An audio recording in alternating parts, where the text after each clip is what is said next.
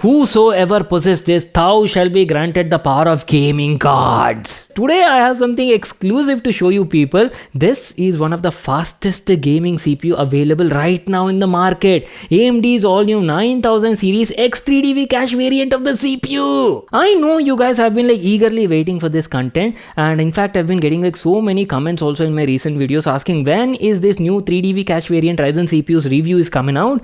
And let me tell you, this week is going to be absolutely smashing, guys. I just got my hands on the 3D cache variant of the Ryzen CPU, and the new 50 series cards are also about to drop. I'm telling you, right, you people are going to eat good tech content in the next coming couple of days, so stay tuned and keep watching all of these videos. So the CPU model we got our hands on is their new Ryzen 7 9800X3D. Features large pools of cache, guys, and in fact this is their second gen X3D chipset. So you people know about the difference between the regular 9000 series and their X3D variant of the chipsets, right? So today in this video we'll be doing all sorts of performance benchmarks, testings. We'll see how much of performance uplift is there, gaming performance improvement compared to the previous gen 7000 series X3D chipset, and we'll be talking about all of that in this video. So let me exactly tell you what makes this X3D chip separate from the regular lineup of CPUs. AMD's X3D processors feature large pools of cache, guys, basically stacked vertically on top of each other, and offer massive amount of L2 and L3 cache. This greatly improves overall gaming performance, hence the name 3DV. 3DV stands for 3D vertically stacked cache, guys, L2 plus L3. So basically on the previous gen, right, AMD designed the CCD structure of these CPUs in such a way that the 32 MB on die L3 cache can be expanded up to 96 MB with the stacked cache dies. So this offered, as I've told you, great improvement especially in the gaming segment. But on the contrary, right, these X3D chipsets actually performed a bit lower in productivity or content creation sort of work compared to their other counterpart 9000 series or 7000 series CPUs, guys, and that has been actually improved this time on the newer gen X3D chipsets. So basically this time AMD has bought physical level changes. The brand has moved the cache chiplet from the top of the processor to the bottom, and this resulted in a much higher thermal headroom, enabling higher overclock potential, at the same time offering additional 3DV cache pools, guys. So you're getting peak gaming potential on these new chipsets. So these are all the new design changes that AMD has implemented. Keeping that aside, let me also tell you what has improved apart from this. First of all, as I've told you, since you're getting higher thermal headroom, right, obviously we got some potential to increase the clock speeds as well, and AMD has increased both the base and max boost clock frequencies, guys. Base has been improved by almost 500 MHz and max boost clock has been improved by around 200 MHz. Second thing is, now AMD has also enabled full overclock potential for 9800X3D, so you can even squeeze out a little bit more performance in terms of both gaming or either it be content creation or productivity as well.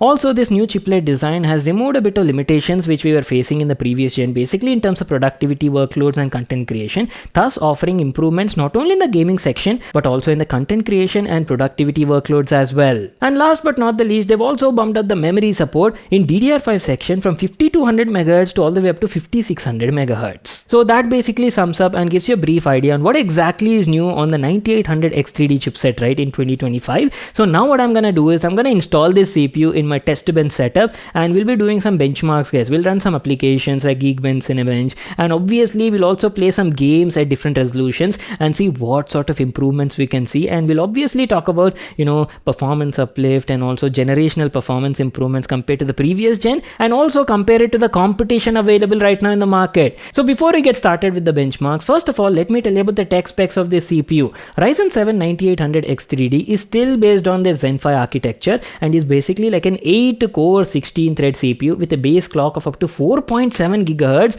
and a boost clock of up to 5.2 GHz. L2 plus L3 total cache is now almost up to 104 MB, and the TDP of this CPU is around 120 watt. So for this configuration, I'll be using MSI's Tomahawk X870 Wi-Fi motherboard. Supports DDR5 RAM. We'll be using a 32 GB DDR5 kit clocked at 6000 MHz, and pair that with a 1 TB PCI Gen 4 SSD. And wait a second, I haven't told you about the cooler requirements, right? For a CPU of this caliber having a TDP of around 120 to 160 60 watt. Ideally, a 240 to 280 mm liquid cooler should get your job done, should be more than sufficient. But today in the home, I actually got my hands on a brand new model AIO from Deepcool. This is their LQ360, which was recently launched, and you know what, this is what I'll be using for my test bench setup. Features like high performance ARGB fans on board, and main highlight would be the pump head, guys. You're getting like a fully digital LCD screen on the pump head that can show various CPU parameters. And not only that, the pump head can be magnetically detached and you can rotate it in any direction, so it makes your installation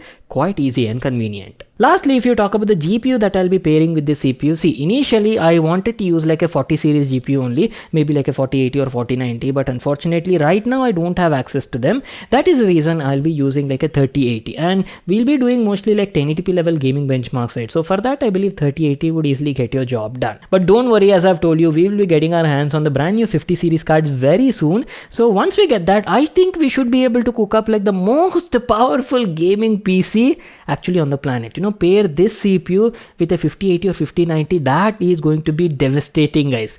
You know, stay tuned for that. So first of all, let's get started with the benchmarking, guys. I've ran a couple of apps like Geekbench and Cinebench, and I'm going to show you the results, and not just the scores for the 9800 X3, but I'm going to show you its nearby competitor scores as well. So you'll get an idea where does this CPU stand in today's market. So there you go, boys. The results are on the screen, and today in our test bench setup, the Ryzen 7 9800 X3D got a single core score of 3129 and a multi-core score of 16973. Now, to be honest, if you look at the single core performance, right, it is actually pretty impressive considering this is an X3D variant of the chipset. Not just AMD CPUs, have also added some competitor CPUs into the benchmark list. I mean, we've got Intel Core Ultra 9 285K and also Intel's fastest gaming CPU, guys, 14900K. See, if you're trying to compare the raw performance and numbers, then 9800 X3D is not the exact competition for the Core Ultra 9 285K or even the 14900K, guys. Ideally, maybe like 9950 X3D or maybe 9900 X3D would have been an ideal competition. This is the Ryzen 7 series, right? See, just to give you an idea, I've added those Intel CPUs in the benchmarking list. Moving on to Cinebench 2024, here are the results. Our new Ryzen 7 9800 X3D got a single core score of 114 and a multi-core score of 1255. Again, pretty impressive considering it's an X3D variant of the Ryzen 7 series CPU. Definitely decent improvements, I would say. But these benchmarking apps are not the exact test for the X3D chips, guys. Main thing that we'll be testing out right now is the actual gaming performance, because you people know, right, these X3D chips have been designed specially to be like the gaming performance king in the segment. So that is what we'll be doing right now, and for the same we'll be playing a couple of AAA title games, hardware and CPU intensive especially, I would say, and that too we'll be doing all of this tests at 1080p resolution because we want to put a maximum load on the CPU, not the GPU, right? And also I will not be using any sort of GPU related technologies, you know, like NVIDIA technologies, DLSS, ray tracing. No, we don't want to test out the GPU performance. We just want to check out the raw rasterization performance of the CPU, right? So starting off the gaming benchmarks with Cyberpunk 2077. You people know, right, Cyberpunk 2077 is a pretty graphic intensive game, though a little bit more dependent on the GPU, but still I wanted to include this game in the benchmarking because a lot of people really love the game and definitely keep asking me for what sort of results and FPS we keep getting on different setups, you know. And anyways, as I've told you, we will be playing this game at 1080p resolution only, and as you people can see right now, the graphics preset has been set to like very high. Oh wow, are you people looking at that? Now that is actually freaking awesome, guys. I mean, we're playing this game at 1080p very high graphics preset, and that too, mind you, we're using a 3080 graphic card, not the 40 series. Pair that with AMD's Ryzen 7 9800 X3D, we are getting like phenomenal results, guys. I mean, look at this. On an average, we are getting around like 125 to 130 FPS, and we are not using any sort of DLSS. No frame generation technology also. Everything is like raw performance from the hardware. Now that is what I'm talking about. Now in the same setup, if you actually switch the CPU to Ryzen 7 7800 X3D, right, we were only getting around like 105 to 110 FPS average, guys. So that definitely shows like a big improvement on the newer 9000 series X3D chipset. Not just Cyberpunk 2077, I have also played a couple of other games like Spider-Man Remastered. Now this particular game is very CPU intensive, guys, so this will definitely put a lot of load on the CPU. I mean, look at the PC stats at the top left corner. You'll get an idea on the CPU utilization, load and everything. So this particular particular game also we were playing at 1080p resolution, very high graphics settings, and with these sort of preset, right, on an average we were getting around like 185 to 200 fps on an average, guys. Even hits above that in certain scenes. Ryzen 9800 X3D was offering like a buttery smooth and muska gaming experience, guys. That is what I can say. And by the way, I haven't told you, right, in the BIOS settings I did enable X3D gaming boost mode, and not to miss out, PBO was also enabled. And just before doing all of this, right, I've tried to make sure that the motherboard BIOS was like up to date, and also updated AMD chipset drivers as well to squeeze out best possible results. So just like this, I've played like 7 to 8 different AAA title games, and on an average, if you compare it with the previous gen 7800 X3D, right, the newer 9800 X3D is roughly around like 11 to 13% faster on an average across all of these different AAA title games when played at 1080p resolution, very high graphics preset. So that definitely indicates a good generational performance uplift, I would say. And the main reason for that, I believe, is the new design which offers better thermal management. Hence you're getting higher clock frequencies, right, both the base clock and also boost clock as well. This was definitely being shown in the overall gaming performance. And not just previous gen AMD's X3D chipset, but I've also compared it with Intel's counterpart as well, their top tier gaming CPUs. So the Ryzen 9800 X3D was almost like 25 to 28% faster than Intel's 14900K. And if you look at Intel's Core Ultra 9 285K, right, we were getting like huge gains, guys, especially in the gaming performance. So the 9800 X3D was offering almost like 31 to 33% improved gaming performance compared to the 285K. If you're looking for the best gaming CPU in the market, you don't do a lot of productivity or content creation,